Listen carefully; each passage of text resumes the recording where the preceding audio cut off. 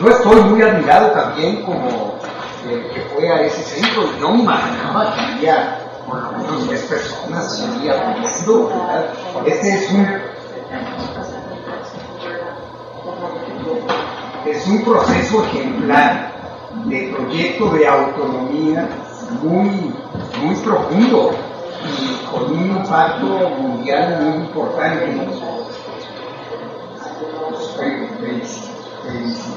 No me queda más que felicitarte.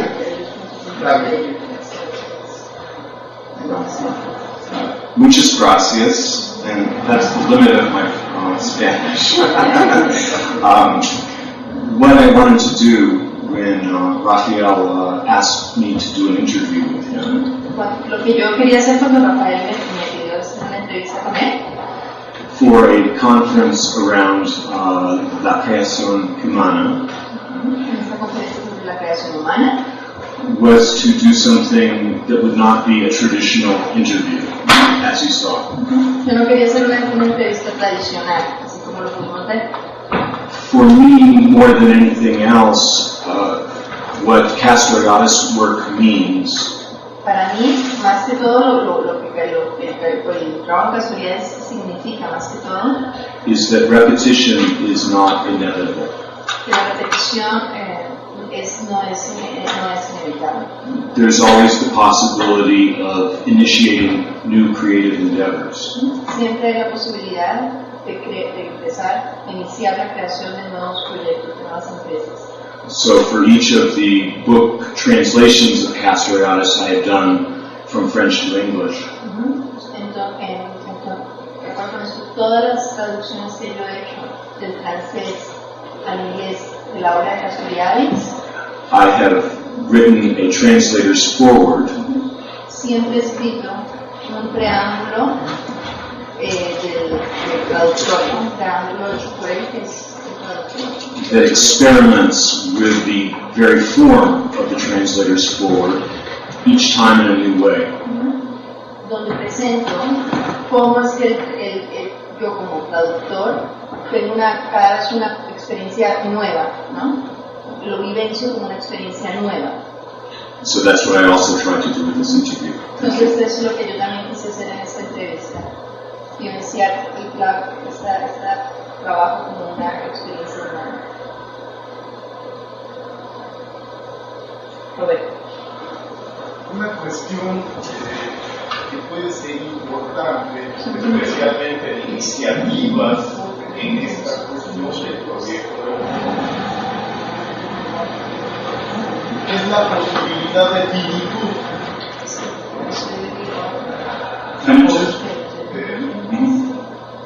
La posibilidad de finitud, de que las cuestiones terminen. Instituir experiencias que tienen inicio y final. En el caso de Ágora International, se ha tenido algo así en perspectiva. La posibilidad de que tenga un final Ágora International. ¿Tú quieres que se disuelva? ¿Se auto? ¿Qué se auto?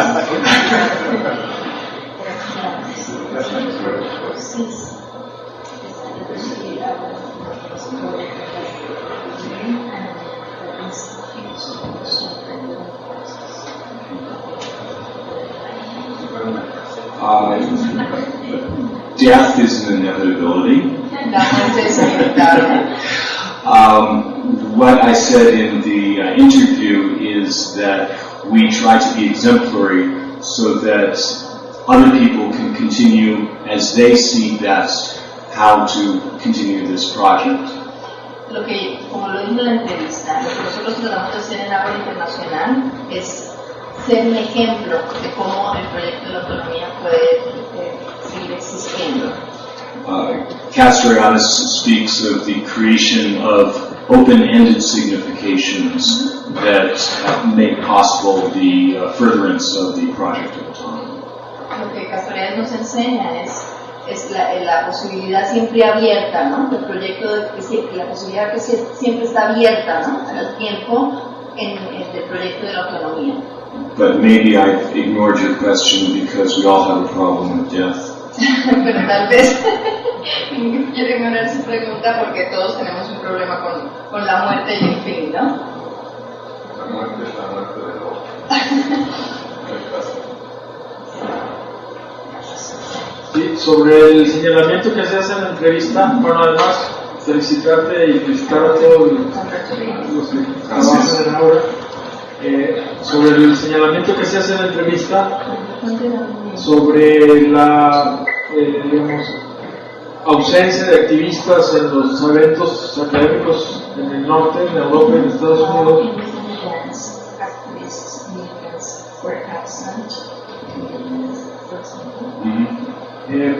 De todas formas, me imagino que hay experiencias de apropiación de Castoriadis en los movimientos sociales.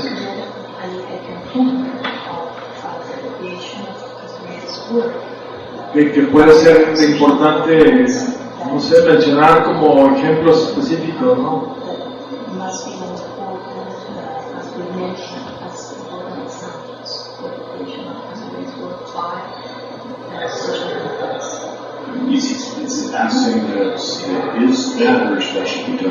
Estás preguntando, ¿no? Sí, si hay, sí. So he wants to know if there is such a thing as examples that you could go here.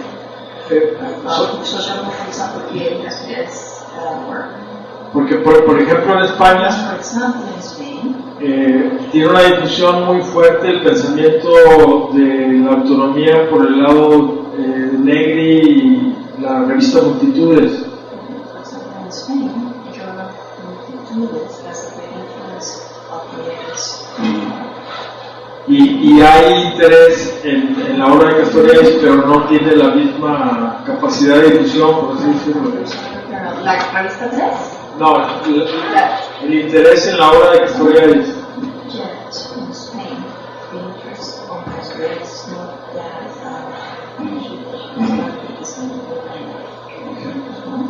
Well, I talked about the United States and about Europe. David se está refiriendo básicamente a los Estados Unidos y a Europa. And one place that one does see some influence of Castoriadis' ideas En un sitio donde vemos una influencia muy importante de las ideas de Castoriadis would be in Greece. es en Grecia, por ejemplo. In 2008, in December, during the student riots, En diciembre, durante las manifestaciones de los estudiantes en el 2008, demonstrators broke all the windows in one bookstore. I have the photo. las personas que estaban en la demostración rompieron las ventanas de toda una librería. Yo tengo las fotos. Except the window where there was one of Castoriadis' books. Todas las ventanas, With big poster. con la excepción de la ventana donde estaba una gran afiche de la foto de Castoriadis. But again, what I want to emphasize Pero lo que quiero enfatizar aquí is that a conference like this en una conferencia como esta doesn't create artificial separations no crea separaciones artificiales, no genera estas separaciones artificiales between academics, entre académicos, activists, activistas and people that do not traditionally come to a conference like this. y personas que tradicionalmente no atienden este tipo de eventos o conferencias, ¿no? And in Greece today, with the latest events this year, En Grecia lo que estamos viendo con todos estos últimos acontecimientos que ocurren, there are people that are active in the demonstrations in Sintagma plot in the square. hay activistas que están en la plaza Sintagma en Grecia, en Atenas, That have had to fight against the traditional revolutionary organizations que han estado incluso en contra de las organizaciones revolucionarias tradicionales to try to open up the process para abrir este proceso, ¿no? Para intervenir este proceso, abrirlo. and place the issue of direct democracy much more in the center Y traer, ¿no? La pregunta de la democracia directa al centro de la discusión. than this or that solution being proposed by the traditional revolutionary or reformist organizations. Un poco cuestionar, ¿no?, todas las soluciones que están siendo propuestas por las organizaciones revolucionarias tradicionales.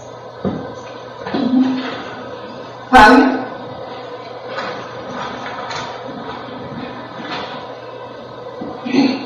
Yo personalmente cuestionaría muy profundamente, desde la misma perspectiva de Castoriadis, ese rompimiento de ventanas de que nos hablan y dejar, y casi me repugna, porque es transmitir la idea de la autonomía en la forma más burdamente marxista,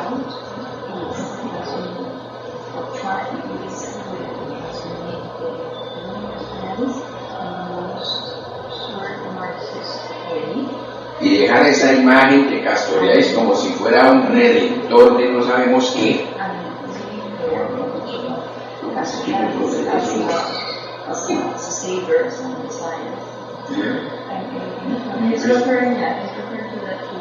Y esa discusión sí la podríamos abrir aquí más a fondo.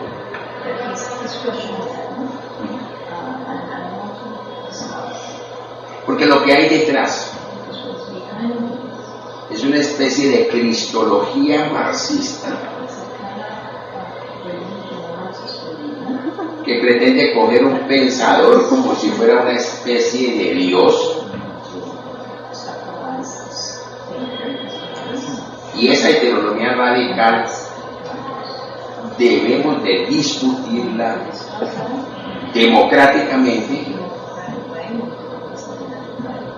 y nosotros desde muy atentos de cuando alguien se diferencia profundamente de nosotros,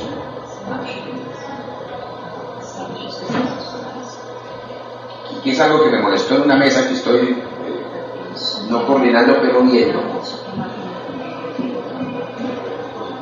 que podría entrar a coordinar para que no se den esos eventos, donde yo aplicaría al otro que está contra mí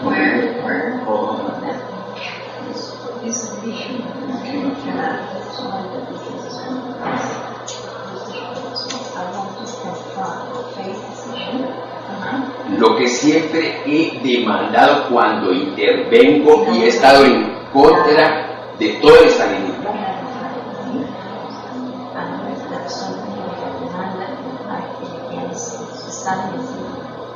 que es que siendo una minoría casi ridícula, exijo el Nobel Donai de Castoriadis.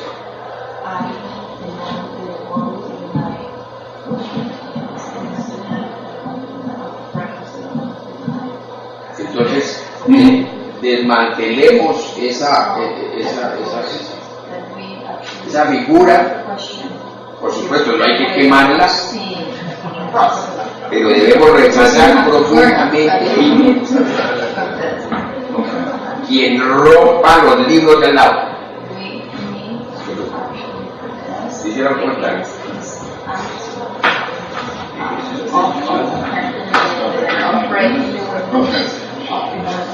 Okay. First of all, it's wonderful to be here, so that I get to see you for the first time after talking with Raphael about you and having some contact with you. So thank you for the question. Para él es muy grato que usted esté aquí, poderlo ver personalmente después de saber quién es usted y hablar sobre usted con Rafael.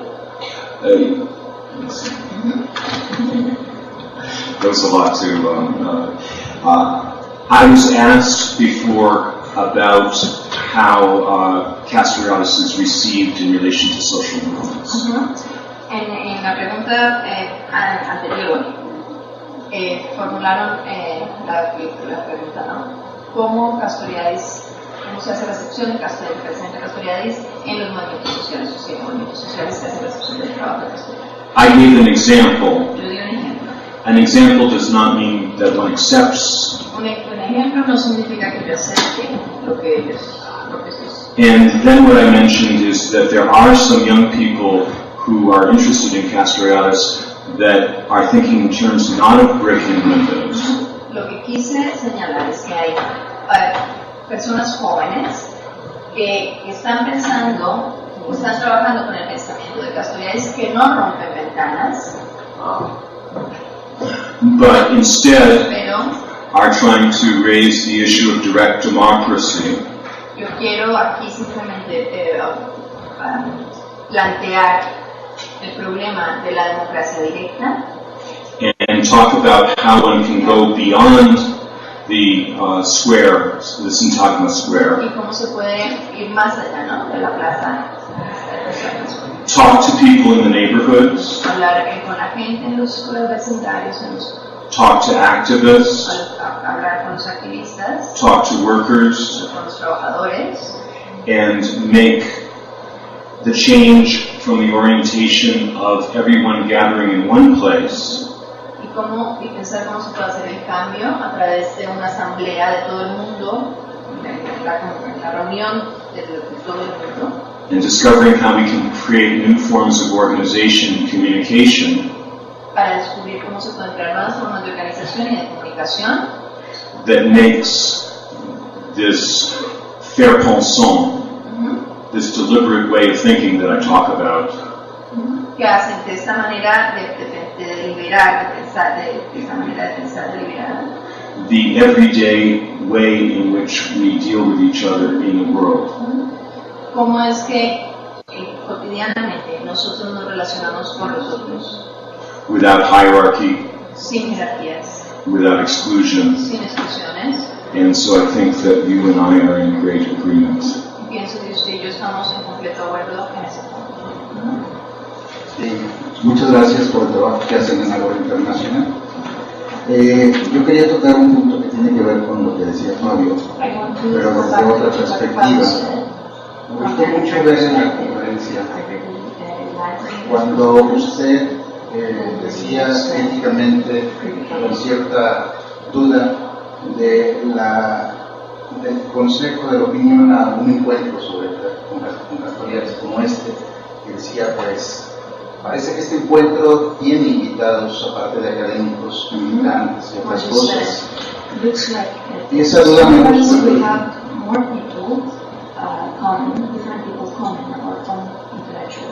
Y esa duda es muy importante porque, por ejemplo, si estamos aquí, algunos militantes y académicos, y hay de todo un poco,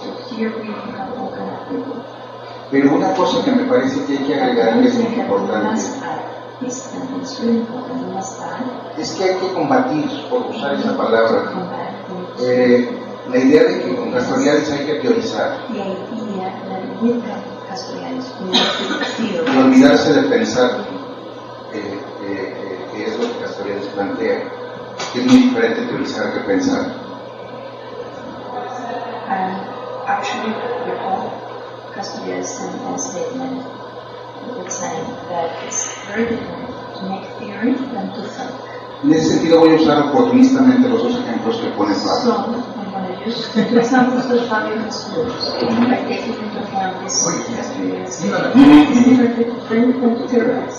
Algunos militantes vimos pues como un oportunismo trabajar en la academia porque pagan un poco más que el resto. So that's like us, like me, seeing that getting an opportunity just to work because they pay better. Nos damos cuenta que el problema de los encuentros y los coloquios, etcétera, tiene un defecto hasta cuando se discute inspirados en Castoriadis. Yeah, there becomes a problem when we start discussing about Castoriadis. No hay disposición a problematizar, cuestionar y criticar de manera sistemática y permanente. There's not an open attitude to discuss and to systematically criticize or critically discuss critically. Y cuando uno se encuentra en una mesa como la ONU, And when we are in a table with number one. Cuando alguien And when quiere somebody negar a los sujetos poniéndoles conceptos como entidades, organismos y cosas, when somebody wants to deny or obliterate the other by naming them, Pablo piensa First, I understand.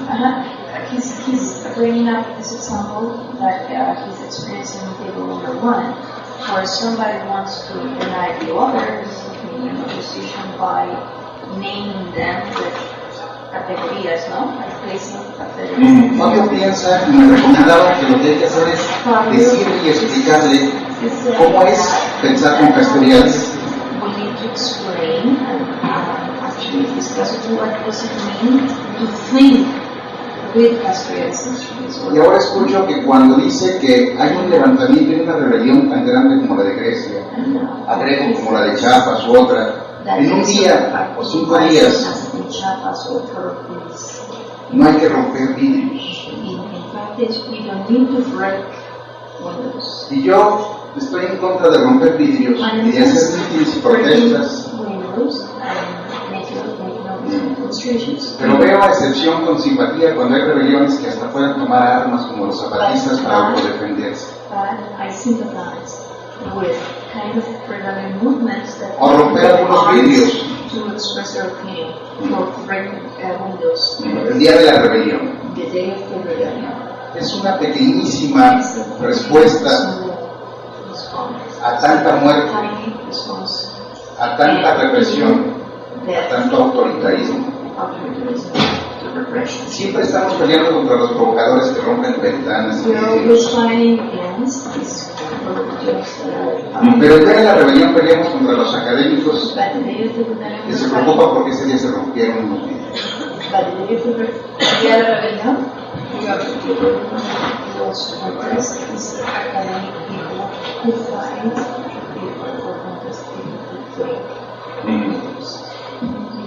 Okay. The window example has perhaps become more important than. Bueno, sí, el ejemplo de haber roto las ventanas se ha vuelto importante. Ha adquirido una envergadura mayor. But it is very important Pero es muy importante. that we have a colloquium like this where everyone can speak out. Pero es muy importante que tengamos este tipo de coloquios donde todo el mundo puede hablar. And when someone is dissatisfied with the organization of the colloquium or how people are acting in the colloquium, Y cuando alguien no está descontento con la manera como se está organizando el coloquio, o si se deja o no hablar, intervenir a alguien en el coloquio, it is possible to raise that issue. usted puede públicamente denunciarlo, decirlo, ¿no? In Europe and the United States, that is much less likely within the Castoriadis colloquium. En Estados Unidos, el coloquio sobre Castoriadis esto no pasaría así. I'm one of the people that gets excluded from those colloquiums. Yo, por ejemplo, soy una de las personas que estoy excluida de ese tipo de coloquios. So I'm very happy to be here, Por eso estoy muy contento de estar aquí. and we don't want the word Castoriadis to become something bigger than it is. Nosotros no queremos hacer de Castoriadis algo más grande de lo que es. Castoriadis did not invent the project of autonomy. Él no se inventó, Castoriadis no inventó el proyecto de la autonomía. If we agree with Castoriadis, it was invented in ancient Greece. Si estamos de acuerdo con Castoriadis, esto fue inventado en la Grecia antigua. And I don't have to go through all of the examples of philosophy and history and the workers' movement and the student movement and the women's movement. That's where the project of autonomy lives, and that's where it can be advanced. We try to help further that project. No voy a citar ni voy a ahondar en todos los ejemplos del movimiento estudiantil, del movimiento de las mujeres y los otros ejemplos que Castoriadis utiliza para ilustrar donde el proyecto de la autonomía vive. Lo que nosotros estamos tratando de hacer es apoyar este tipo de iniciativas y proyectos. And so our critical self-activity Entonces nuestra actividad comunicar, como componentes sociales, is what will make that possible for us to further that project. es lo que va a posibilitar desarrollar, adelantar, llevar a cabo este proyecto. Listening to others without cutting each other off. Oír a los otros sin excluirlos. And so that's why I'm happy to be here. And there's a time factor, so. Y tenemos que cerrar ahora. Muchas gracias. Muchas gracias.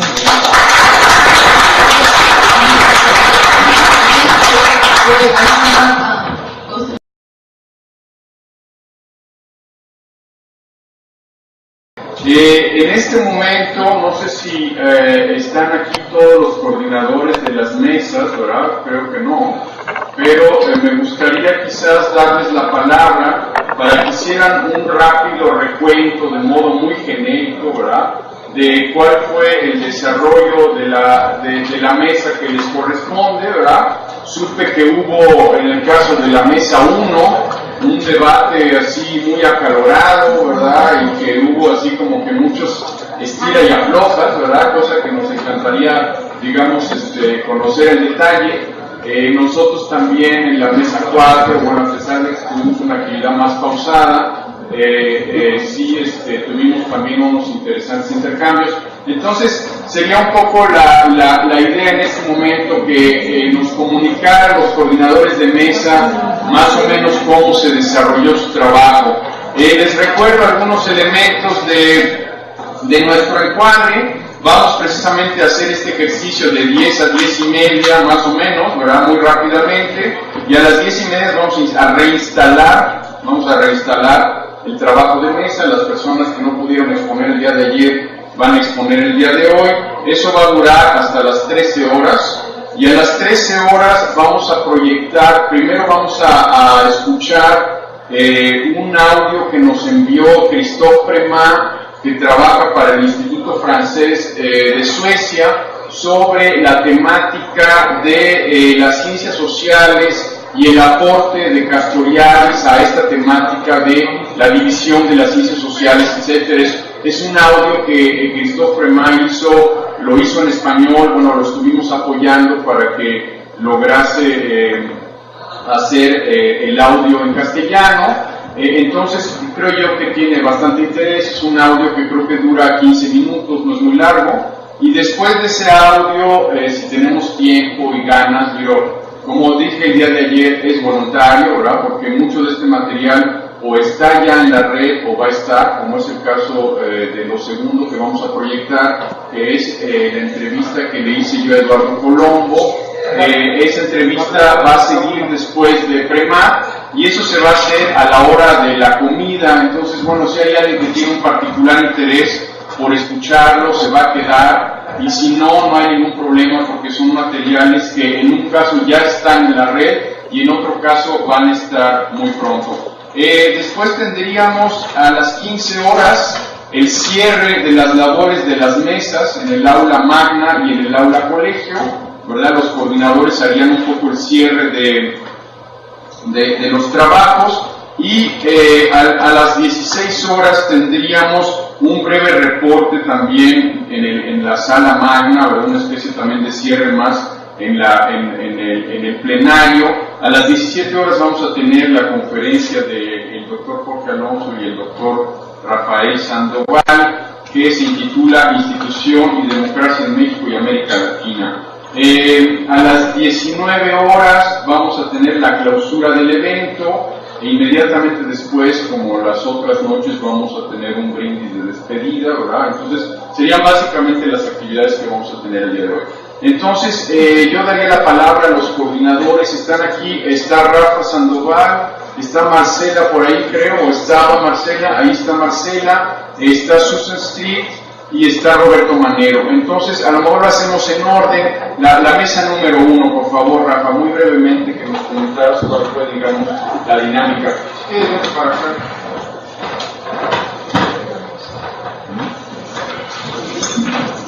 Ya que Rafael anuncia el gran debate de la mesa 1, y pide un poco que se explicite, en algún momento rápido lo digo. Quiero decir que como coordinador de la mesa 1, que aunque estábamos Fabio y yo. Fabio no coordinó nada. Me pidió que yo escribiera. Entonces, en la mesa 1 hice la aclaración, aclaro no como coordinador, sino como ponente, de que la mesa 1, porque mi tema sí tenía que ver con eso, de que la mesa 1 eran las revoluciones de ayer y las posibilidades de la revolución hoy, que pretendía problematizar y debatir sobre la revolución como proyecto inseparable de la reflexión política desde la perspectiva del sujeto como proyecto de autonomía. Es decir, se trataba en la mesa, se había advertido en el programa, de discutir sobre las implicaciones de una forma de pensar la revolución. Sin embargo, las ponencias, hay que decirlo, hice esa observación porque era coordinador de la mesa y era el tema, no trataron propiamente de esa discusión. Sin embargo, decidimos agruparlos en 3 bloques. Un primer bloque donde se presentaron las 3 ponencias que presentaban discusiones, análisis sobre, de una u otra manera, sobre el zapatismo y sus proyectos de autonomía. Otro bloque donde se presentaban discusiones desde la perspectiva de la filosofía, decían algunos de los compañeros, y los temas eran revolución y ficción, la construcción filosófica de la revolución en la teoría castellana, es una discusión teórica en general, aunque había algunos de ellos que obviamente hacían alusión a sujetos.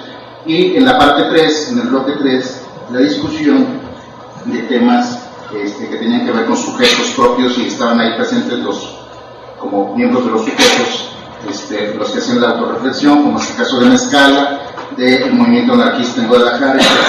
En términos generales, esos fueron los 3 bloques.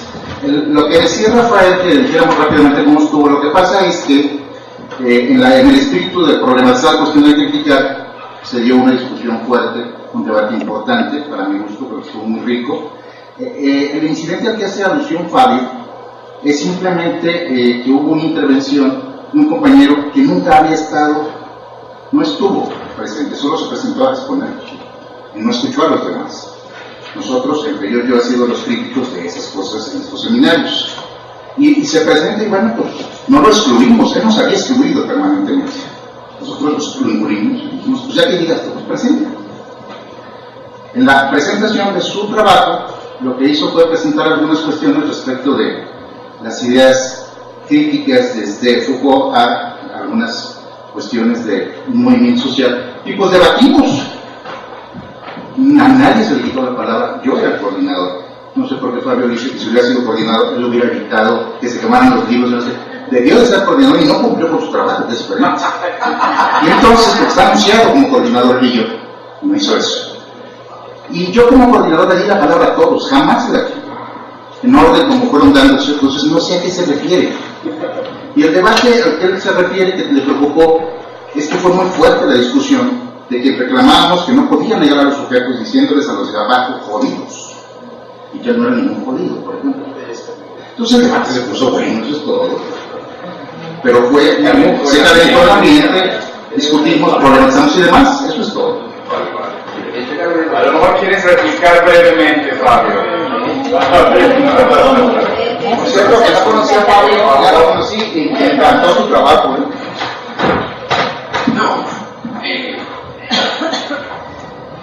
La discusión de quema de libros no tenía nada que ver con la mesa.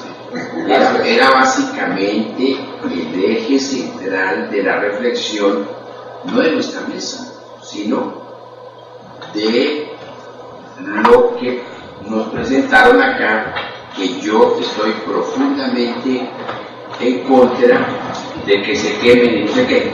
Puede que en el camino hubiera... No, pero en la mesa, no es que no haya estado participando, es que he estado oyendo y he discutido cuando he querido, porque es de enorme riqueza para nosotros ver la experiencia de grupos como los que hemos presentado y hemos visto en la mesa, que es realmente notable.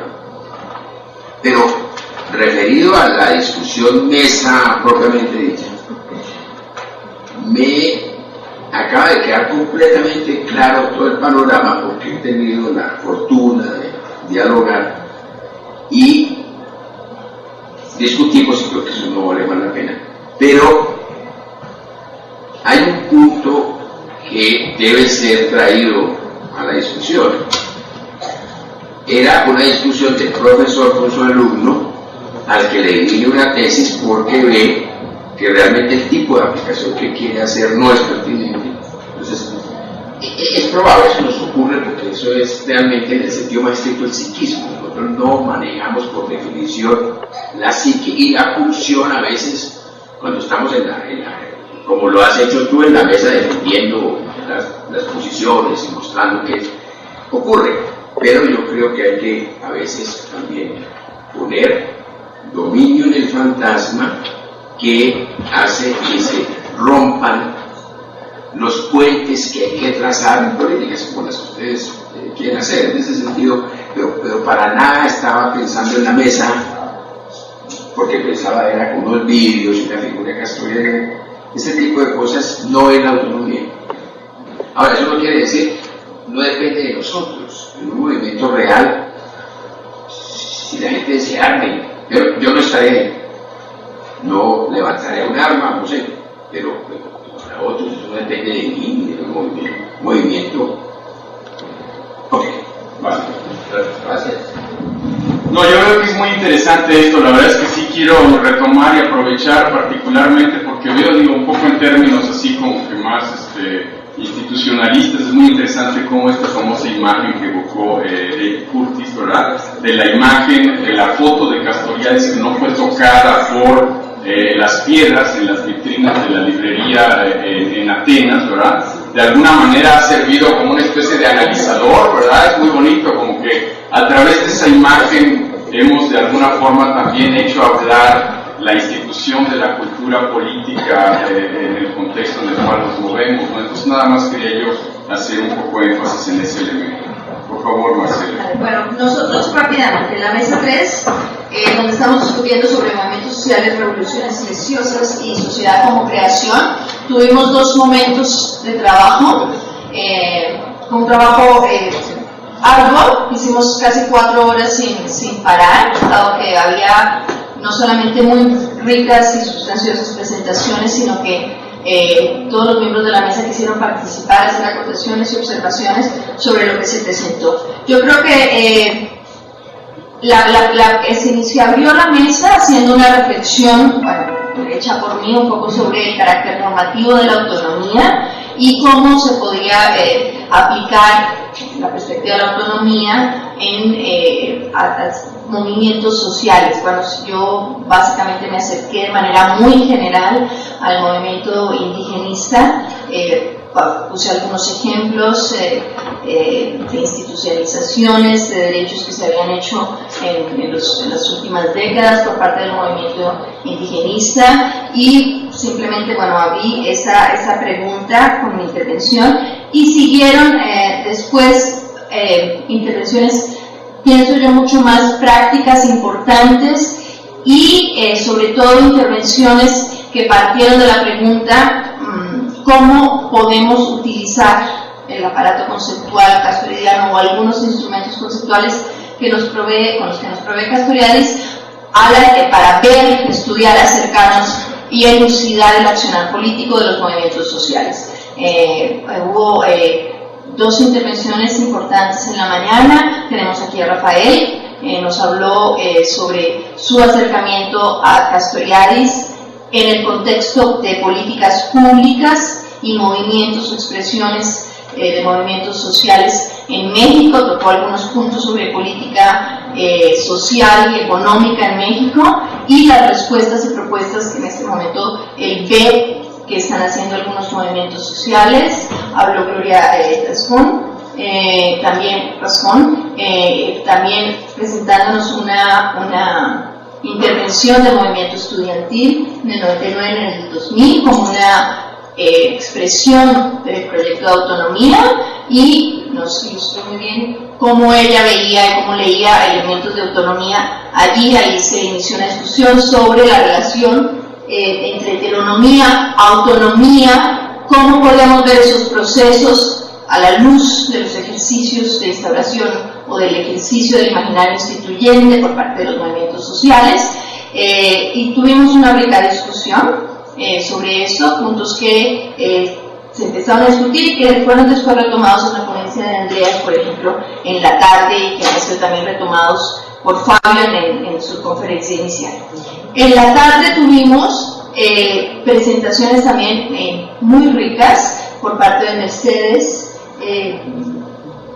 Olivera, quien trabaja con mujeres indígenas en Chiapas, y ella nos hizo una excelente demostración de cómo intervenciones de proyectos locales realmente empoderan o no empoderan, ¿no? Como las intervenciones de política pública a través de programas comunitarios, ¿no? Están impactando, ¿no? Los procesos de agenciamiento de las mujeres indígenas, como el movimiento indígena también lo ve, lo asume, y cómo las mujeres, digamos, son una expresión también allí, ella decía, de germen de autonomía. Entonces se discutió, se analizó, fue extensamente o en detalle demostrado cómo prácticas concretas en las comunidades realmente pueden verse, analizarse y estudiarse, elucidarse. La palabra elucidación estuvo constantemente en la mesa como proyectos o gérmenes de autonomía, ¿no? En la tarde tuvimos también a Susi Morales, que trajo una reflexión increíblemente interesante sobre las significaciones imaginarias sociales, la elaboración de nuevas significaciones imaginarias sociales en el ámbito íntimo de la socioafectividad en México.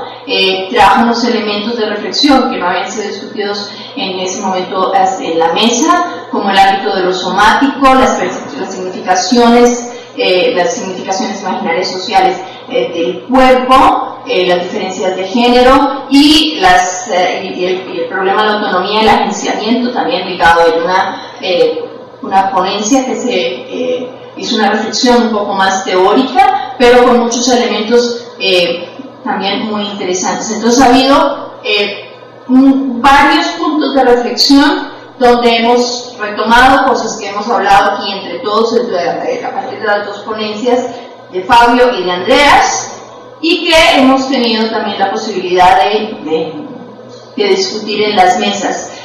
Hay personas que tienen a cargo proyectos comunitarios, militantes, activistas, personas que se acercan a la obra de Castoriadis de muy distintas maneras y que enriquecen, por supuesto, la visión y el trabajo que podemos hacer sobre Castoriadis. Evidentemente que podemos hacer unas conclusiones, ojalá hoy al final del día entre todos, donde podamos presentar algo más consistente, pero básicamente el trabajo ha ido así. Muy bien, bueno, en la mesa 2 empezamos por cambiarnos de lugar, porque ya estuvimos pues incómodos en la situación de los dos grupos, y con la tecnología operando en el grupo 1 nos fuimos a buscar otro espacio, y afortunadamente sí, tuvimos asilo de todo lujo con sillones de piel. Entonces se dio una especie de reacomodo de nuestro circulito y correr para conseguir el sillón. Pero no solo eso, sino que cambiamos 3 veces de lugar. Como que esto nos define como una mesa itinerante en que fuimos buscando refugio en diferentes lugares. Pero en esa primera parte de la mesa tuvimos 2 presentaciones y una tercera se pasó a la tarde. Y en las primeras intervenciones de Raúl Anzaldúa, empezamos a plantear, con su trabajo, que versó sobre, él empezó de esta cuestión de que decía Castoriadis, el avance de la insignificancia, y a partir de ahí hizo un análisis del modelo y de cómo surgió un modelo para la educación básica, técnica superior. En este sentido, vacío de sentidos. Entonces ahí nos preguntamos, todavía fue analizar un poco esta cuestión como una hegemonía devastadora. En realidad así lo planteó Raúl. De ahí pasamos al trabajo de Jamel Vázquez y Alfredo Guerrero, totalmente a otro campo, porque ellos desde Psicología en la UNAM plantean problematizar la relación entre el psiquismo y el campo social, el campo histórico-social, desde una aproximación de retomar la obra de Castoriadis y en torno realmente de plantear esos 5 niveles del ser. A raíz de ahí empezamos a preguntarnos por ese campo problemático, contradictorio en esa articulación psíquico y lo histórico-social. En ese nivel un poco teórico-conceptual pasamos a la intervención de Guillermo Samaniego, en el que desde el pensamiento Castoriadis apropiado por Guillermo expuso la situación del nuevo movimiento de Javier Sicilia, por la paz y la justicia y dignidad,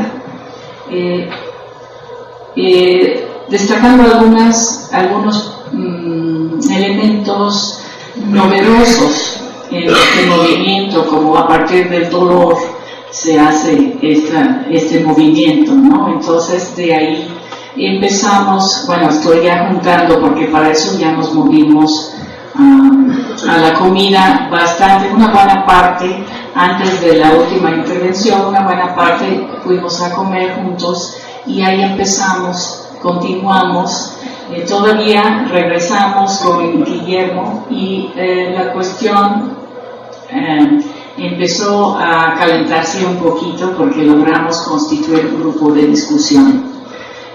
Todavía nos fuimos otra vez a tomar un café. Entonces ahí la cuestión con si son realmente nuevas significaciones que estamos viendo en estos movimientos actuales, en esta situación terrible de crisis, que si puede esta crisis generar otra crisis y una clausura, ¿verdad? O una ruptura de la clausura. Y también empezamos a pensar cómo es ese sujeto que vemos formándose en la educación básica, cómo puede ser un sujeto reflexivo y hasta dónde en estos movimientos novedosos vemos nuevos elementos. Entonces, pues nos constituimos como un grupo de discusión. Ahora nos tocan otras 3 ponencias y pues a ver cómo. Pero ha sido muy rica esta comunicación más intensa, ¿no? Como grupo. Gracias. Muchas gracias, Susan. No sé si José quisieras agregar algo. Tú también estás de coordinador en esa mesa. Está bien, ok. Eventualmente retomamos cuando demos, digamos, el reporte general de la actividad de las mesas al término, ¿verdad?, del trabajo de mesa. Podemos eventualmente retomar estos mismos elementos. Pero entonces daré yo la palabra a Roberto Manero, que es el coordinador de la mesa número 4.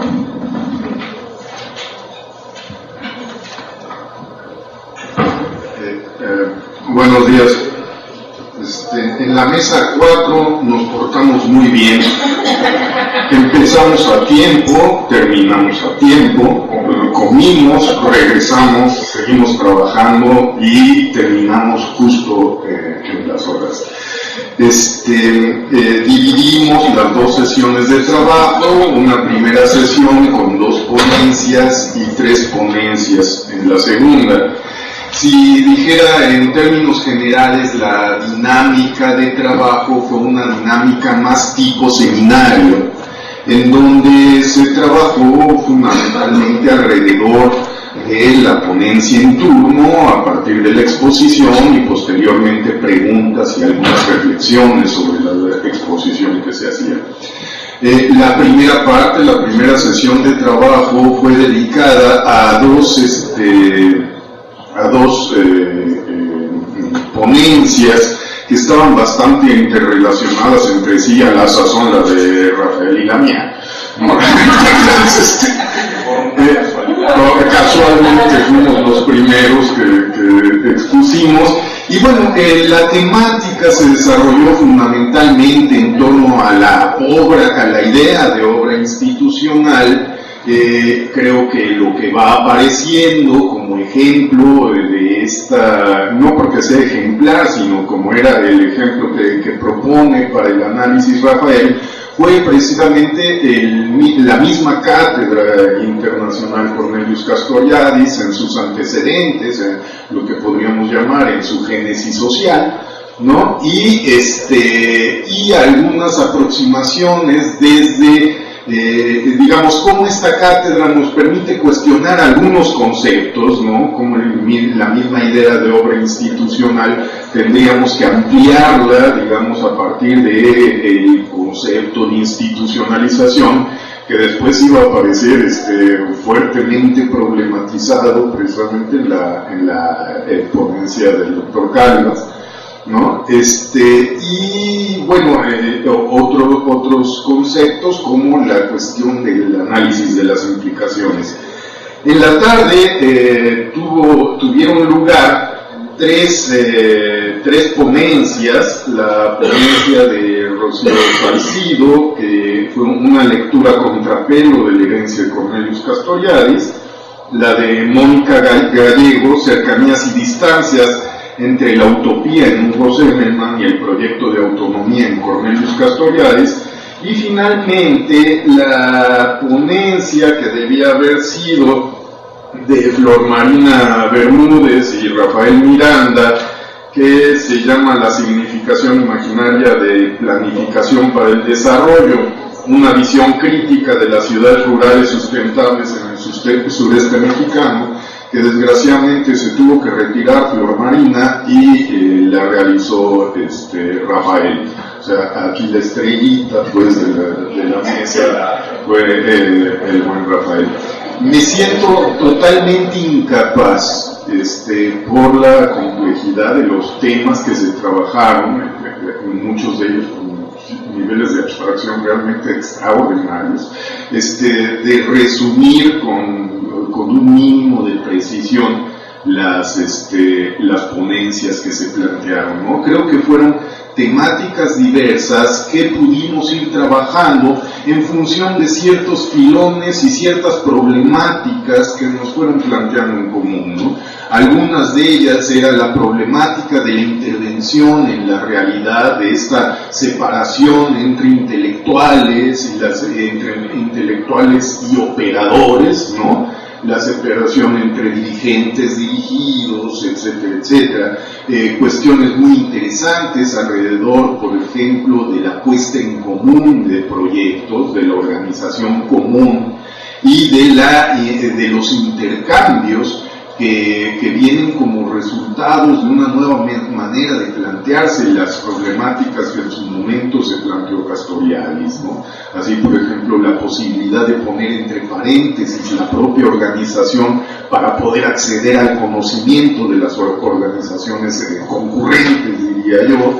El tema de la utopía nos llevó también algún tiempo de discusión en torno a, digamos, el rechazo de Castoriadis para definirse como un utopista, ¿no? Pero al mismo tiempo el rechazo de la idea de utopía como uno de los ejes, digamos, que podían centrar la posibilidad de un movimiento frente a la concepción que plantea Semmelmann, en donde la temática de la utopía es central en el movimiento, ¿no? En el movimiento y en su pensamiento.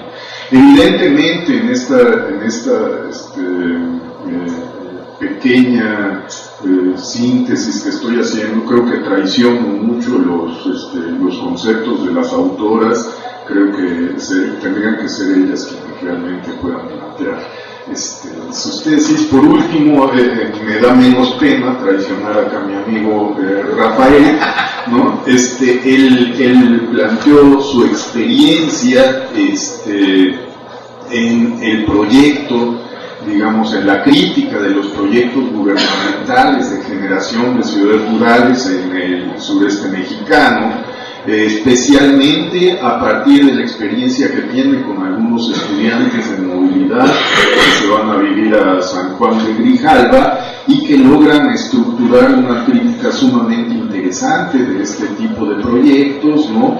Crítica que tiene que ver con la lógica de las migraciones, que tiene que ver con la cuestión, digamos, de las nuevas formas que va adquiriendo la ingeniería social y de cómo finalmente frente a estas cuestiones existen también ciertos núcleos de resistencia y ciertos núcleos autonómicos que pueden observarse en las diferentes formas de ir colonizando estas ciudades rurales, ¿no? No todas se establecen o se instituyen de la misma manera y bueno, creo que es más o menos lo que se planteó.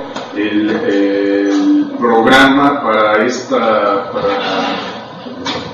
mañana es sumamente jugoso. Tenemos tres ponencias, la de Rafael Sandoval sobre forma de pensar y hacer política del imaginario social instituyente, del anarquismo al zapatismo, la de Margarita Cires sobre imaginarios religiosos y acción política, y finalmente de Toño Paoli sobre imaginario, cultura e comunicación. Muchas gracias. Yo quisiera también, no sé si ahora que estamos ya prácticamente sobre el tiempo, pero sí hacer un llamado.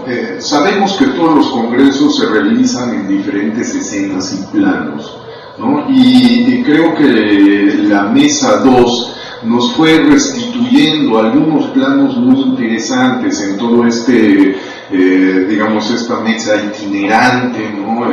La mesa nómada del Congreso. Sin embargo, creo que ha habido también otro tipo de nomadismos, otra serie, digamos, de comentarios, grupos que se forman fuera, y un poco a la manera más institucionalista los invitaría a que en algún momento nos diéramos para restituir eso que ha pasado fuera del Congreso, esas cosas que han sucedido pues en los hoteles, en los pasillos, no, qué bárbaro, qué cosas pensaste, Fernando. Hay discusiones interesantísimas en los lobbies y en los bares. En fin, a lo mejor restituir esas discusiones pudiera ser tan importante como lo que sucede en las mesas. Muchas gracias. Muy bien, pues muchas gracias, Roberto. No, yo sí retomo y suscribo esa propuesta. Si logramos, digamos, estar en el tiempo, sería fantástico que cuando cerremos, digamos, el trabajo de las mesas podamos dar espacio también para este tipo de cuestiones que efectivamente en mucha medida, ¿verdad?, pues definen el curso de las cosas, ¿verdad?, que son las cosas que se platican en los pasillos, ¿verdad?, y etcétera, etcétera. Entonces, sí, no, pues una propuesta muy bien.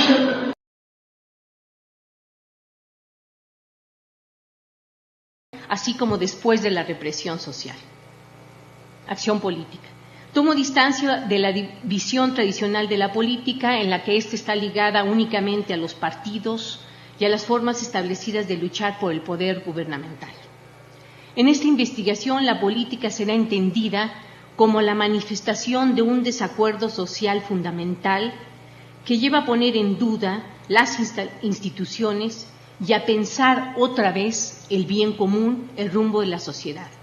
En ese sentido, la política se ve ligada a la búsqueda de la libertad y la autonomía del ser humano.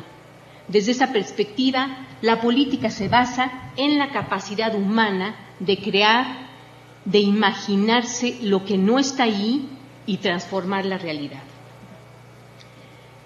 La política en este trabajo va a ser entendida también, siguiendo la línea del pensamiento de Castoriadis, como una actividad colectiva que se caracteriza por una mínima lucidez y reflexividad frente a lo construido por la sociedad, frente a sus instituciones. Implica, por lo tanto, asumir un papel activo y creador frente a estas. Me interesa mostrar entonces la manera como miembros del movimiento de la APO reformulan prácticas religiosas, transforman imágenes, símbolos y rezos, creando nuevas significaciones imaginarias de la Virgen, del Santo Niño, de Dios, del ser humano, de la sociedad, de la justicia. Reformulan lo más sagrado, lo religioso, para volverse a colocar como actores políticos después de la represión y contribuir de esa manera a crear un espacio nuevo de interlocución pública. En esta ponencia primero realizaré un pequeño recuento muy esquemático de algunas, muy esquemático, de algunas medidas de resistencia del movimiento y después analizaré las nuevas expresiones religiosas del movimiento surgidas a partir de la represión social. El nacimiento de la APO y la acción política. En 2006 se generó un movimiento social muy grande en el estado de Oaxaca para destituir a un gobernador considerado corrupto, autoritario y represor.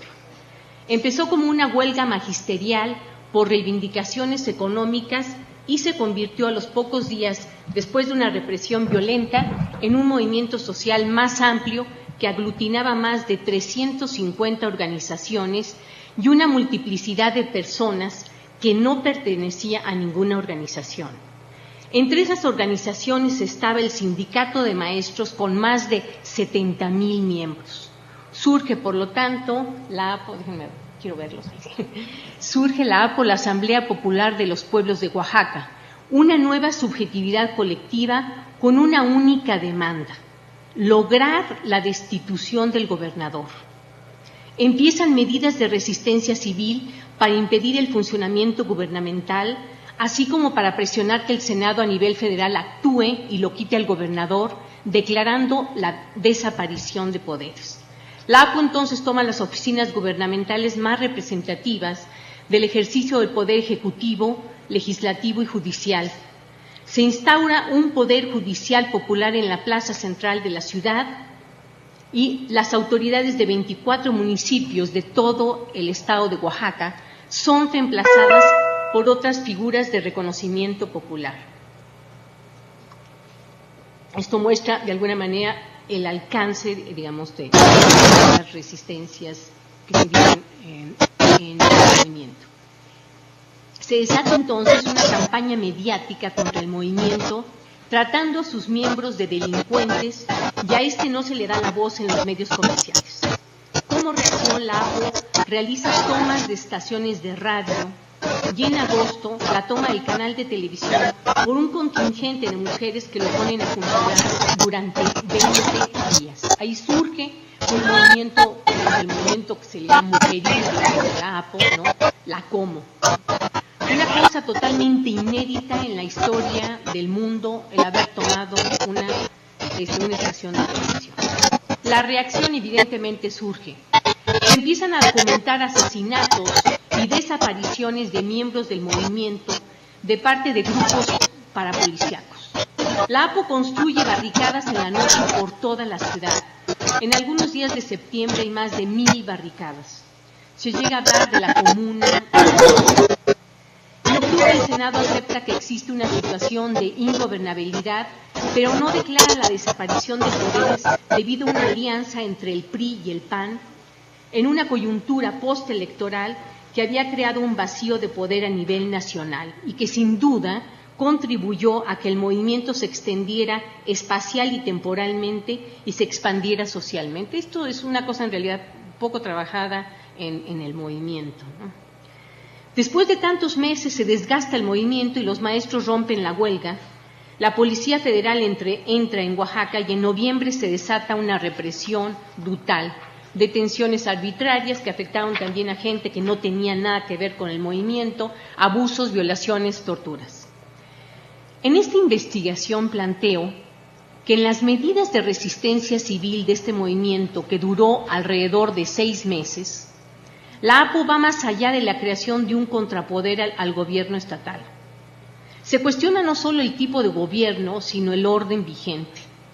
En ese sentido es radical, ya que al estar luchando contra un poder estatal o gubernamental, se va generando algo nuevo, una noción, aunque vaga, de una capacidad organizativa de ellos mismos inédita. una experiencia política, aunque restringida temporalmente, de un poder alternativo, de un autogobierno que va más allá de la noción de tomar el poder gubernamental de parte de un grupo que no lo tenía, sino de construir un gobierno otro. En esta investigación planteo que en estas medidas de resistencia el movimiento va más allá de la creación de un contrapoder, aparte de esto señalar que es un contrapoder, quiero señalar que también estas medidas se convirtieron en actos de ejercicio de otra convivencia social. A partir del 14 de junio, las expresiones de apoyo y solidaridad de la población hacia los maestros y otros miembros de organizaciones que se plantan en el Zócalo se acrecientan y son un signo de un espíritu diferente de comunidad. Muestran el rompimiento de ciertas barreras, a veces infranqueables entre los grupos sociales establecidos. Todos los miembros del movimiento entrevistados hablan de una forma de convivencia que surge en los plantones y muy especialmente, sobre todo, en las barricadas. Imaginarios del milagro y acción política.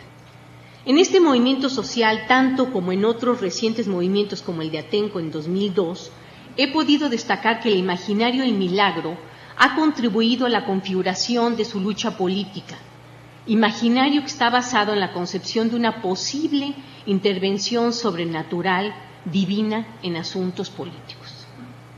El género discursivo del milagro que apuntala a dicho imaginario instaura un horizonte de interpretación de la realidad. Considero que este tipo de discurso construye un imaginario y, como tal, un conjunto de significaciones sociales más o menos definidas y articuladas que remiten a múltiples discursos sobre los milagros de Dios. Entre ellas encontramos la significación imaginaria social del ser humano como un personaje carente y necesitado, pasivo que pide y espera. Así como las significaciones imaginarias y sociales de Dios y de otras figuras religiosas como entes poderosos con capacidad de ayudar al hombre humilde allí donde las fuerzas naturales y humanas se detienen. Siguiendo la línea del pensamiento de Castoriadis, se puede decir que el imaginario del milagro es un imaginario instituido en el sentido que legitima a la institución católica, pero también es un imaginario instituyente en permanente transformación. En un contexto de lucha como la del movimiento de la APO, las significaciones imaginarias sociales que produce el discurso del milagro en su versión instituida son cuestionadas, reinterpretadas, resignificadas. El ser individual frente a Dios se ve redefinido como un ser colectivo, como pueblo, y que no debe esperar solamente la ayuda de Dios, sino actuar, con el mazo dando y a Dios rogando. Durante todo el proceso de movilización de la APO, las prácticas religiosas de imploración divina permearon las prácticas de resistencia civil y las de resistencia civil a su vez configuraron las prácticas religiosas. Rezos se convierten en consignas, consignas en rezos. Procesiones se convierten en marchas y marchas en procesiones. A partir de la represión de noviembre en 2006, las celebraciones religiosas tomaron un papel todavía más importante como momentos privilegiados de expresión colectiva del sufrimiento que estaban viviendo y de denuncia política. La impotencia de no haber sacado al gobernador, el coraje por la violencia de la represión, la frustración, el dolor y el tremendo miedo. En ese contexto es en el que surgen la Virgen de las Barricadas y el Santo Niño del Agua. Aquí me presenté un conjunto de interrogantes, ¿no? ¿Quién los creó? ¿A qué sector pertenecían? ¿Qué forma les habían dado a esas figuras? ¿Cómo los utilizaban? ¿En qué rituales estaban insertos? ¿Qué sentido o interpretación les otorgaban? ¿Qué legitimidad o rechazo gozaban de sectores cercanos a la APO y fuera de este movimiento? Generalmente se asume que la religión permite la sumisión ante el destino, la fatalidad, aceptar la derrota como algo inexorable.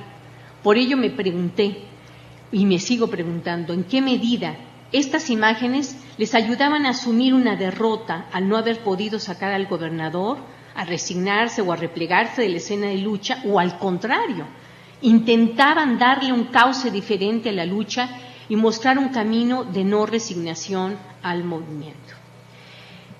Como no tenemos tiempo de ver tanto lo de las Virgen de las Barricadas y el Santo Niño, me voy sobre todo a concentrar en el Santo Niño del Agua. Surgimiento del Santo Niño del Agua, una forma de continuar la lucha por el canal de la religión.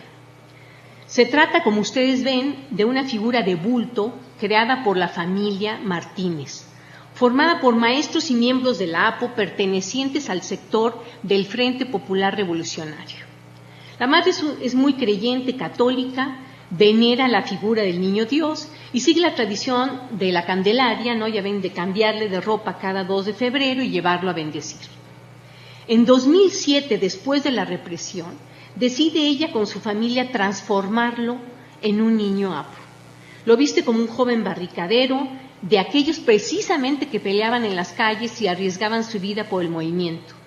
Viste unos pantalones azules, una camisa de los Pumas, y está embosado con un paliacate para no ser identificado. Bueno, en este caso, digamos, saqué, esta es una imagen que me presentaron la familia, pero normalmente cuando está en acción en las marchas está embosado. Bueno, y lo van a ver en las siguientes, ¿no?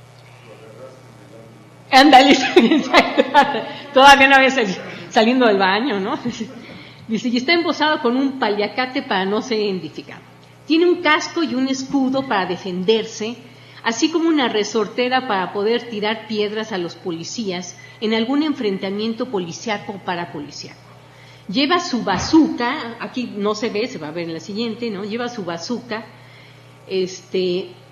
para lanzar cohetones que servían para informar a la población como medio de alerta, así como para defenderse en algún enfrentamiento policíaco o parapolicíaco.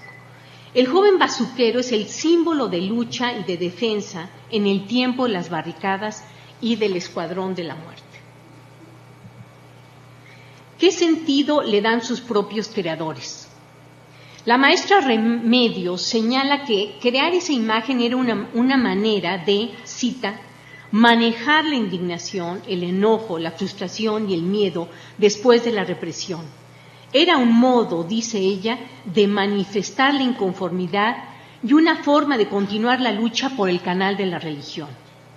Se hace manifiesto que si los medios de expresión política se han cancelado por el gobierno, no se resignan y retoman el marco de la religión como un lugar en donde manifestar el desacuerdo. Su esposo, el maestro Jorge, espera que la imagen sirva, cita, sirva de unión, de nexo, entre todas las personas que seguimos planteándonos los mismos objetivos. Tenemos que ubicar que en el momento después de la represión, evidentemente, hubo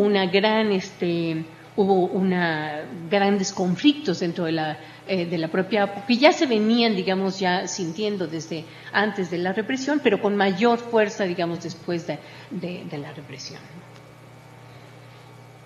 Frente a la idea de que otros grupos, como los panistas, tienen sus imágenes y le piden a Dios cosas diferentes que ellos, Remedios considera que es necesario recurrir a imágenes propias y se pregunta, cita, ¿por qué no tenemos nosotros una imagen en la cual tenerle fe y pedirle la salida de Ulises Ruiz?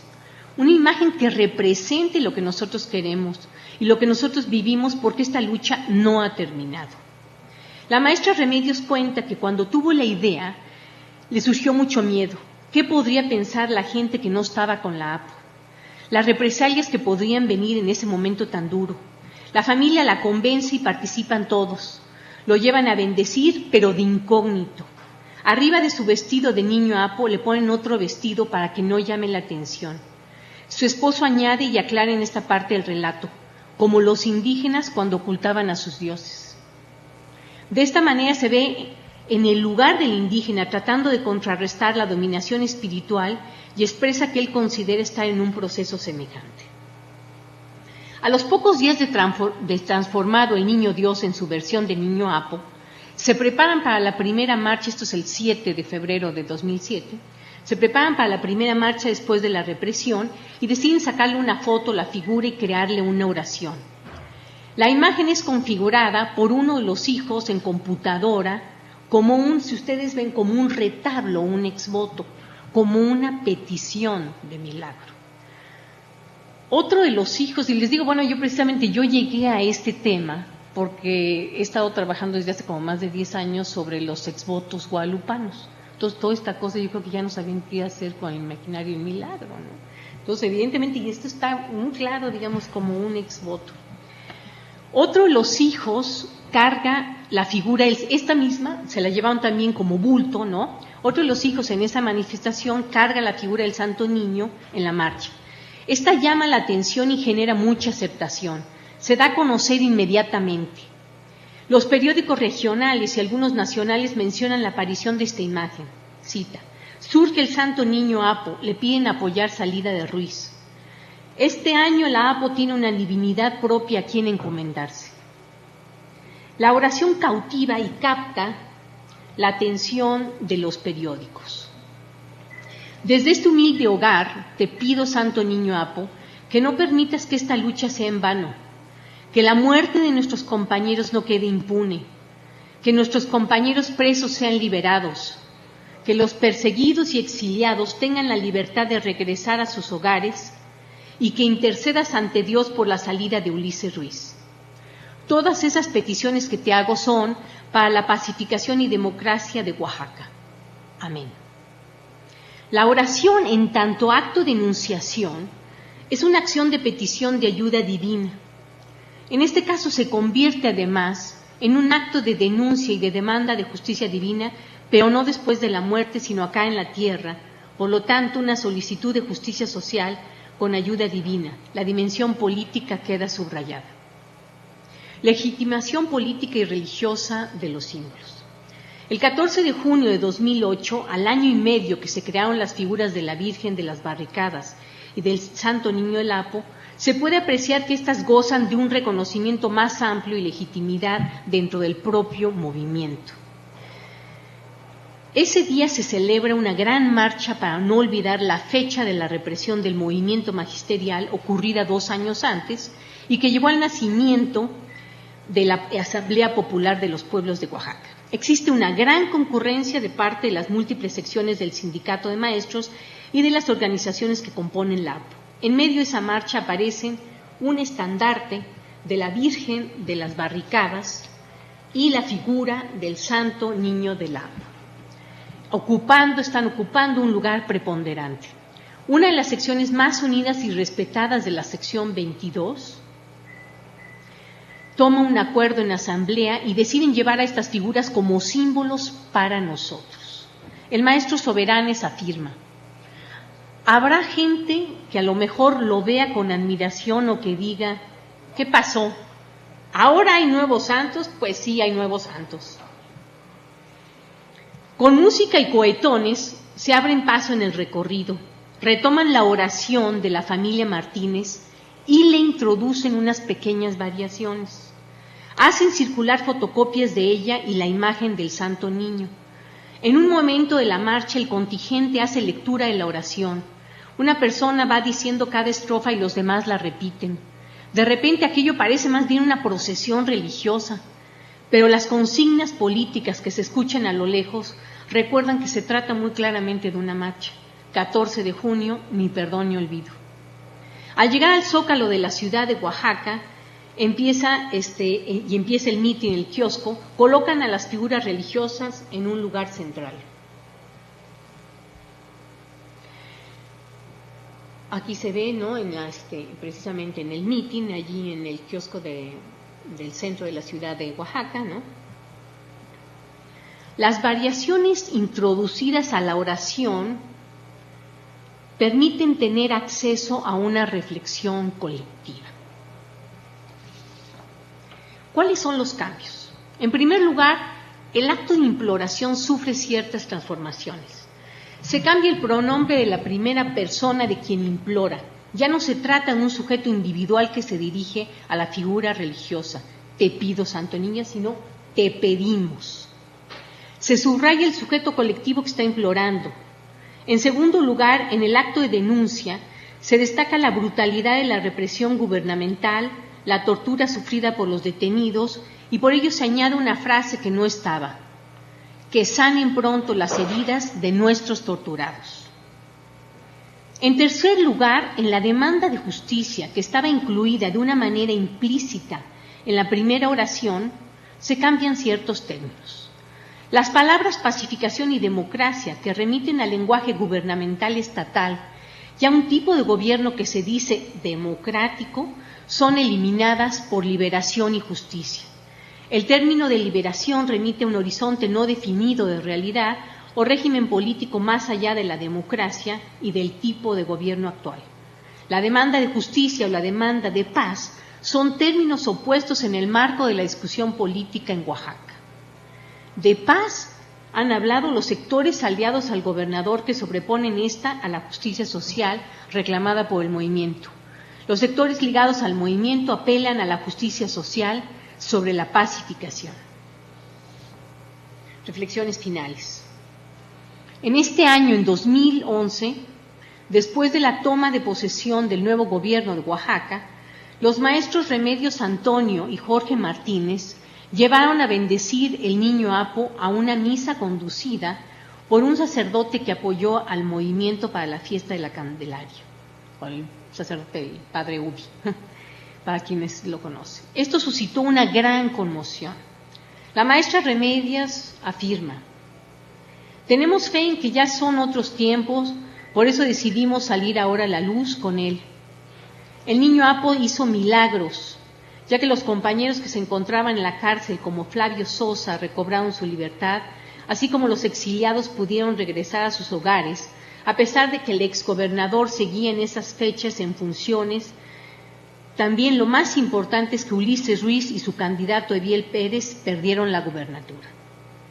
Consideramos que estas imágenes contribuyeron, junto con otras muchas estrategias de lucha, a formular el dolor, el coraje, la impotencia y la frustración de la represión social de la APO.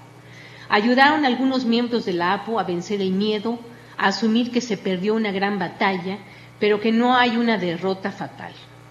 Contribuyeron a separarse de una narrativa trágica ante la violenta represión, la desilusión de no haber logrado la destitución del gobernador y ante la división de la APO. La narrativa de los creadores y difusores de estos símbolos es una narrativa sin duda dramática, pero no trágica. Desde esta perspectiva de interpretación se considera que lo pasado después de noviembre de 2006 fue tremendo y sigue siendo muy doloroso, pero que hay que enfrentarlo. La lucha no se termina allí, continúa. No se pueden quedar pasivos, sino buscar otros caminos.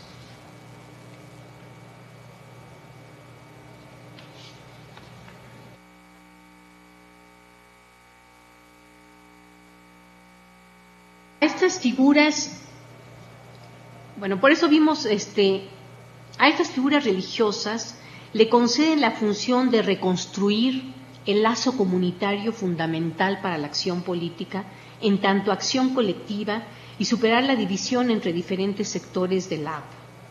En las entrevistas, sus creadores y difusores apuntan a este aspecto de lo religioso, que está en las raíces etimológicas del término religión, en tanto religar, recrear el vínculo colectivo frente a la deidad. En el caso del Santo Niño del Apo, diferentes corrientes del movimiento reconocen este símbolo. No solo el Frente Popular Revolucionario, un ala de corte marxista-leninista que reivindica la figura de Stalin, sino también grupos de corte anarquista como Vocal y otros sectores del magisterio que no pertenecen a ninguna de estas tendencias, pero que gozan de amplia aceptación. Es legitimado tanto por creyentes católicos y otros grupos cristianos del movimiento, así como no creyentes, lo cual indica que este símbolo ha trascendido sus raíces católicas o religiosas. También la Virgen de las Barricadas, que fue creada por grafiteros, ha trascendido su raíz juvenil y grafitera.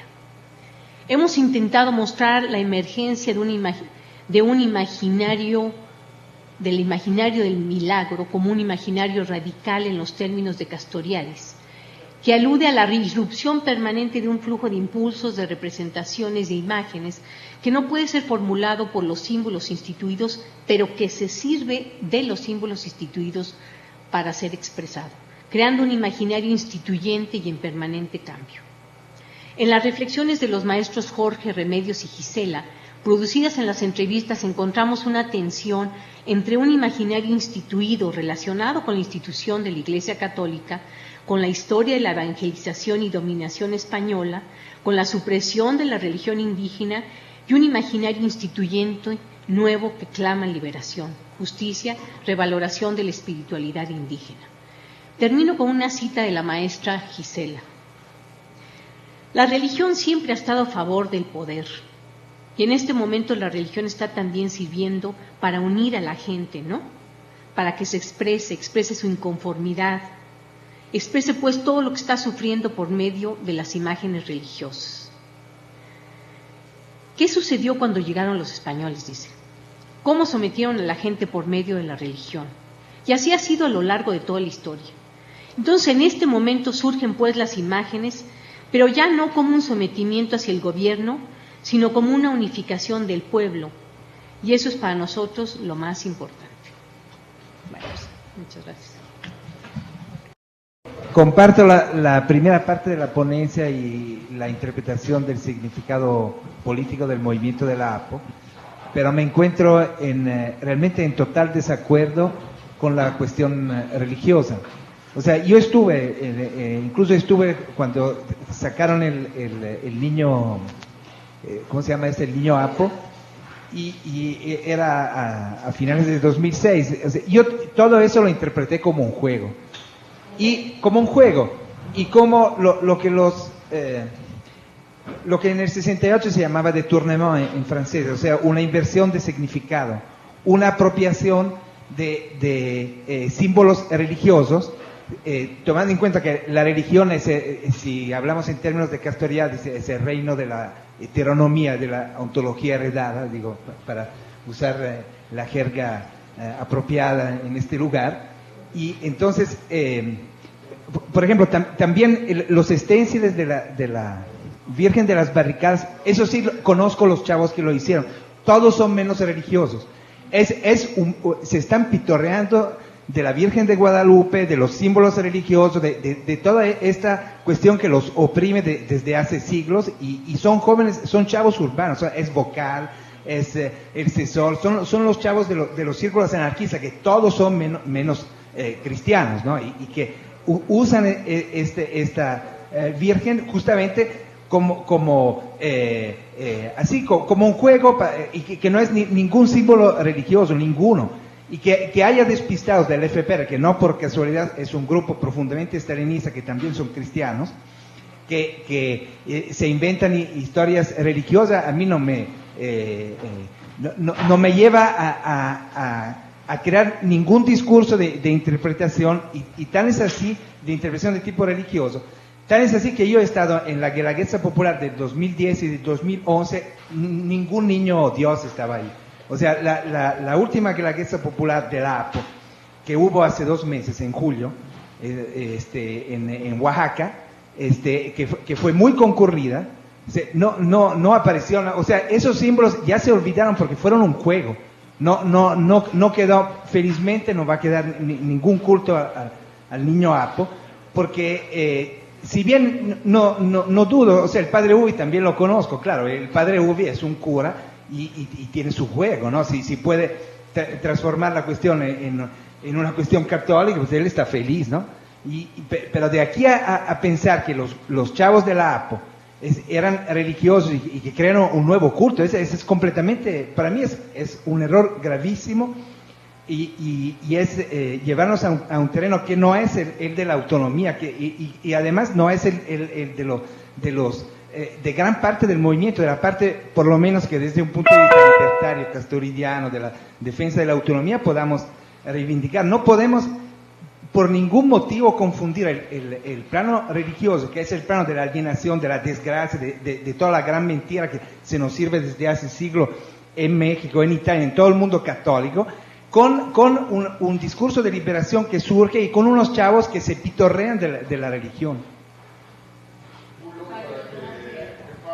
Una última cosa, en el 68 en Europa se tomaban, concretamente en Francia y en Italia, se tomaban las imágenes religiosas y se le ponía el anuncio: la humanidad no será feliz hasta el día que el último burócrata no será colgado con las tripas del último cura o del último capitalista, lo que la imaginación dictaba. Eso no dio pie a ningún culto de esta imagen. Aquí es igual, o sea, es igual, y no hay culto ahorita. Esas imágenes están olvidadas. Gracias. Uno de los puntos que me interesa, mi nombre es Héctor, uno de los puntos que me interesa es que también yo estoy tratando de investigar acción política y veo la revisión como una variable que puede incidir en las formas de hacer política de los sujetos. Creo que lo interesante es cómo esta familia, particularmente una señora, ordena su cosmovisión para decir que las dos cosas. No tanto en el efecto social, que ahí coincido en que es una mascota, ¿no? Pudo haber sido un perrito que no sé, yo creo que sí dijo mucho más, pues, ¿no? pero entiendo que socialmente se puede haber visto como una mascota. Entonces, algo que me interesa es ver cómo en esa imagen,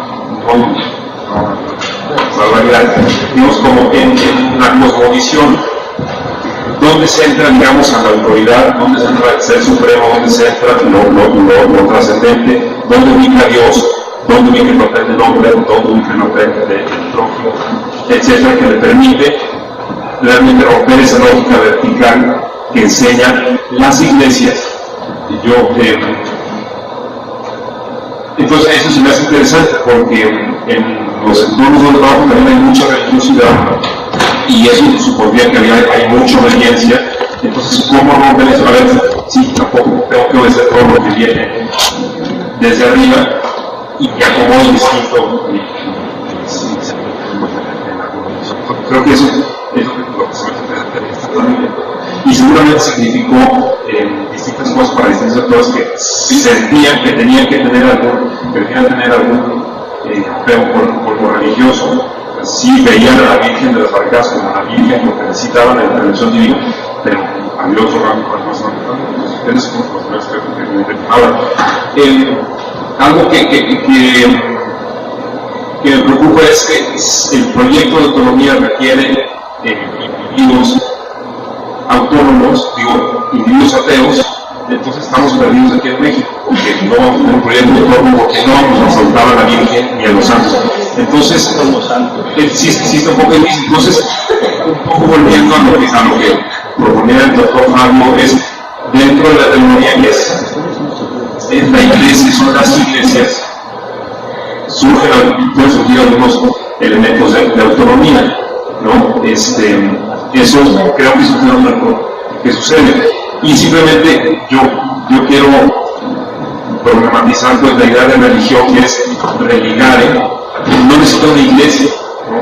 Alguien puede ser muy religioso, puede creer en Dios, pero también puede odiar a los diputados y a los partidos políticos, etc. Entonces, creo que es necesario distinguir, incorporarse a una iglesia donde sigues una serie de dogmas y hacer religioso, buscar ligarte con viene después de la muerte, que eso yo creo que sí está muy presente en la sociedad, pues a lo mejor en nosotros en este círculo no creo que se escapa todo, pero sí la gente busca esa trascendencia.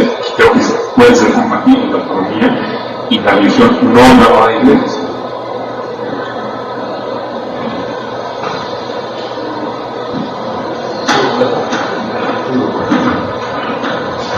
Sí, Arturo,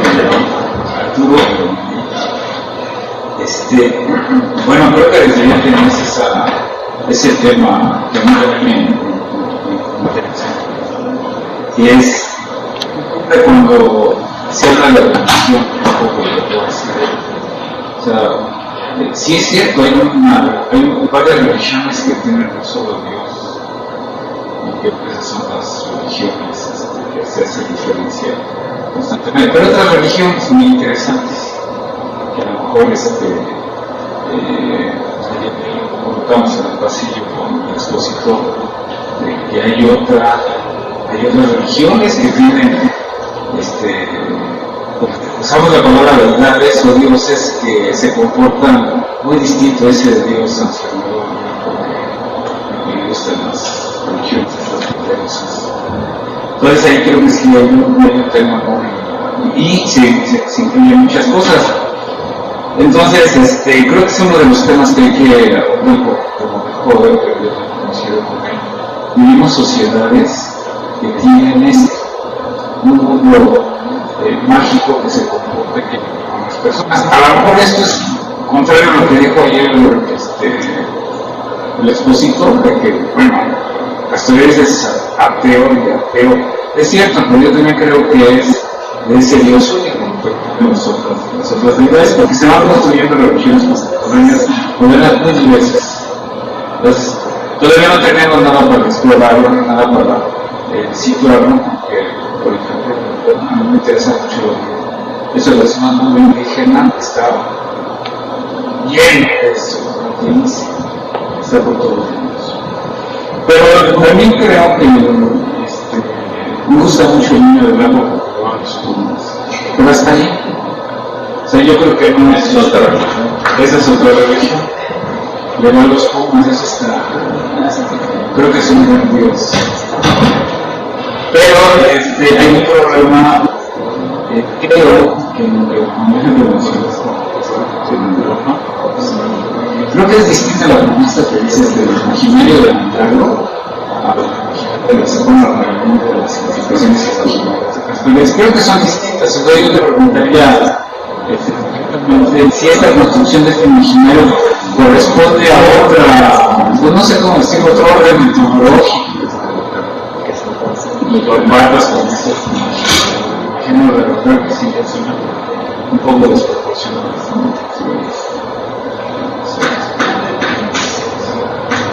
Una cuestión para Margarita tiene que ver con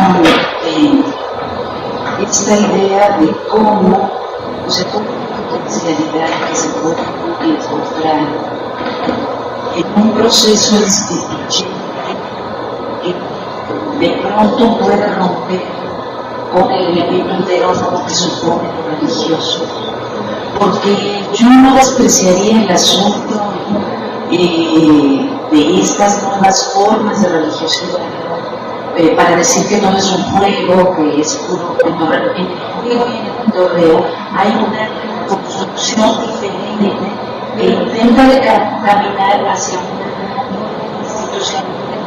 Ciertamente la religión no da mucho para dónde moverse, pero en las propias formas de recreación de lo religioso hay construcciones nuevas y de pronto puede haber un clic donde estos elementos que evidenciados, más allá de toda la discusión sobre la religión, que sí sería importante hacerla. Ya nos comentabas que hablas respaldaste el Turner, que tiene otra perspectiva, entonces por eso hay diferencia entre un imaginario que lo ven como lleno de contenidos y de cosas y el imaginario como un lugar específico, ¿no?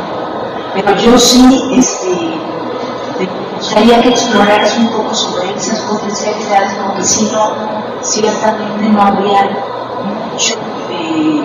mucha tela de donde cortar en espacios sociales donde hay ciertos contenidos institucionales que son como predominantes y que son muy fuertes, como es el caso de la religiosidad en sociedades como las nuestras.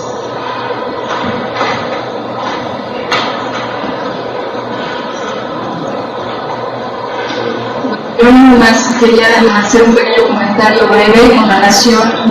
Bueno, mi nombre es Nitie Toledo, de la UAM Xochimilco. Nitie Toledo, de la UAM Xochimilco. Yo nada más quería hacer un pequeño comentario. La Virgen de la Barricada en la INI, junto con otro grupo de chavos, se forman justo en el 2006. Digamos que se van encontrando durante estos movimientos que se dan durante el movimiento de la educación, cada uno con la intención de hacer algo distinto. Y realiza o elabora la Virgen de las Barricadas con la intención de hacer una sátira con relación al estandarte de la Virgen de Guadalupe. Sin embargo, bajo el contenido de las emociones que estaban durante el proceso represivo, sí tenía una carga de protección con relación a lo que estaba sucediendo. Sin embargo, no nada más se crea la ley de las barricadas en ese sentido, también se crea San Mateo, que no sé si alguno ha visto por ahí. Curiosamente, tiempo después, el sistema capitalista captura el Zapacón y andaban los chavos bastante deprimidos porque lo estaban vendiendo de la obrera en playeras. Entonces, pero no solo sucede eso, con el virgen de las barricadas actualmente, cuando uno va a ciertos espacios, ya no, Oaxaca, estoy hablando del 2011,